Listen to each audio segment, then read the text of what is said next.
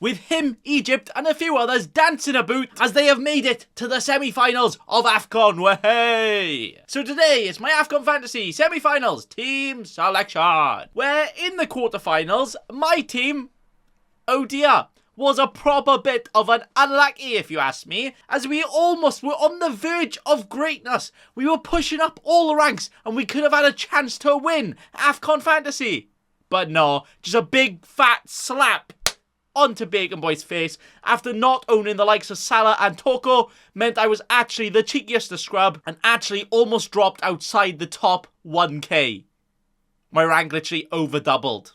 Now that is actually unlucky. But not to worry, as we are here and ready to transfer in all of the best boys for the next week to go and get all of the points. And hopefully we can actually climb up all the ranks. And we just got to go for it, lads. We got to go for it. Try and finish as best as we can. Can we still win? Very much doubt it. Maybe, but no. So let's talk strategy. Where right now, we only have 4 teams left in the tournament, as you can see right here, when we have Cameroon versus Egypt and Burkina Faso versus Senegal in the semi-final. The winner of them two will obviously face each other in the final, but also the losers will play each other in a 3rd and 4th place playoff, where all of those teams actually still get fantasy points. So actually, from here on out, there are going to be no more players that are going to be eliminated from your squad. Everyone you have right now will also still play next round in the final and the 3rd and 4th place playoff. But also a reminder, you can actually have up to 8 players from the same team now. Lovely. Chinwagging about the games we have here then, and the players from them. Cameroon are actually the slight favourites in their game, mainly due to them being the host nation, and they've been pretty good so far. But they have actually only kept 1 clean sheet all tournament, which is not very good. You know, their defenders, you don't really need them right now. But they have also scored at least 2 goals in all but 1 game so far as well. So their attackers seem to be the best business to back right here. Definitely prefer their attackers over their defenders. Egypt aren't too far behind them in the odds though, where it is expected to be a proper fist fight to see who can get to the final. Like honestly, it's really hard to see the clear winner. Complete 50-50. Egypt themselves though have only scored 4 goals this tournament, and half of those were just in their last game. So I guess that kind of balances out the wibbly wobbly Cameroon defense, you know. Cameroon defense hasn't been amazing, but Egypt attack hasn't been great either. It kind of balances out, you know. But Egypt have also had a pretty solid defense so far with 3 clean sheets in 5 games. But now their first 2 choice goalkeepers could be out and injured. So could that make the Cameroon attack even better, as they could go and score more goals? But watch out for that, because the Egypt keepers could be back. We need to wait for news. So in this game then, it's probably a good idea to back both sides really. Get a few assets from both of them, as both of them could do bits and you really don't know who's going to go through. But then again, if you decide to back one of the teams really heavily right here, not only could you get all the points if you get it right, if they lose, you'll then have them in the easier 3rd and 4th place playoff final anyway. So hey, that could be the way to go. But the next game here is where the juiciness can happen.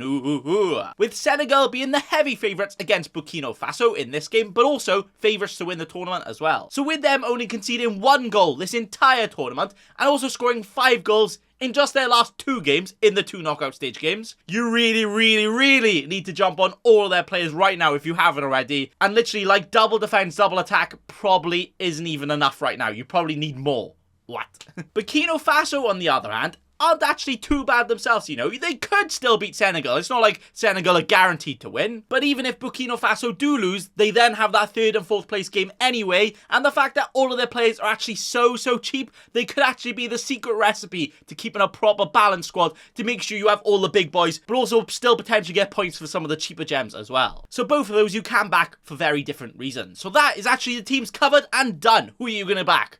Senegal all the way for me. Back to the sexiest team in the Africa Fantasy then. My team, which currently looks like this, before my transfers yet. But if I actually remove all the players I have eliminated, I actually have 40 million to spend again, just like last week. What? So I actually have a lot to work with and a lot to twerk with again. But right now, the transfers that are actually proper teasing me, and the ones I am really tempted to go for right now, look a little something like this, which involves getting in another Senegal defender and their keeper for potentially 4 clean sheets then, definitely more than most people I feel, as well as having triple attack from Senegal as well to properly target the best fixture on paper, especially in terms of scoring goals. But then I've actually gone slightly heavier on Egypt over Cameroon, because even though I think Cameroon have a good chance of winning, their points are pretty much just Abubakar or Toko, and the Egyptian fellas are actually much more of a differential. So if it pays off, I climb up more ranks, Obviously, if it doesn't pay off, I fall more. But then even if Egypt don't win, then they have the easier 3rd and 4th place playoff game instead of playing in the final anyway. So to me, it's a win-win.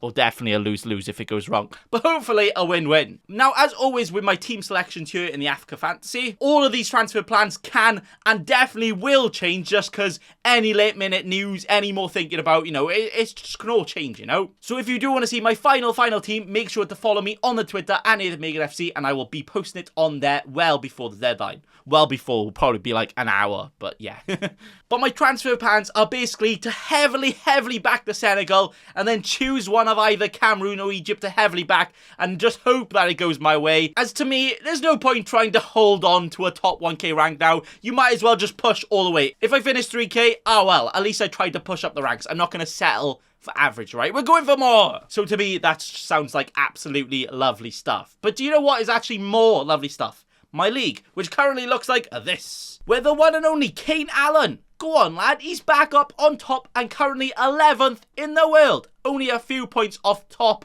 in the world as well. Wow, go and win it. That would be amazing. I would love for someone on the channel to be using the Big and Boy knowledge to help you win Afcon Fantasy. That would just be amazing. But that is going to be it for today. So thanks for watching. And also, remember. Don't be a cheeky scrub. Subscribe to Nathan Bacon right now.